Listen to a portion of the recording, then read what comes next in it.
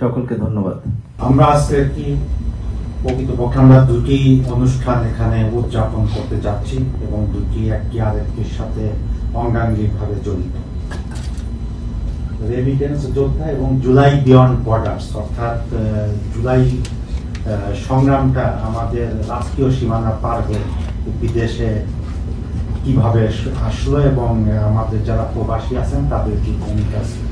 জুলাই বিপ্লব, এদিকে কেউ দ্বিতীয় স্বাধীনতা বলেন, আবার কেউ কেউ বলেন যে না ৭১ সালের যে ক্ষয়ক্ষতি এবং প্রাণহানির ব্যাপ্তি সেটির তুলনায় ২৪ তেমন কিছু না। কিন্তু আমি ব্যক্তিগতভাবে মনে করি যে চেতনার দিক দিয়ে ৭১-এ আমরা যে চেতনা নিয়ে স্বাধীনতা সংগ্রামে নেমেছিলাম, ২৪-এর সংগ্রামের চেতনা মোটামুটি একই। আমরা একটি বৈষম্যহীন সমাজ চেয়েছিলাম। এই দিনে সব পরিচয় ছাপিয়ে একটি আমাদের পরিচয়, সেটি হচ্ছে আমরা সবাই রেমিটেন্স যোদ্ধা। আমি আমার স্বাগত বক্তব্যের শুরুতেই স্মরণ করছি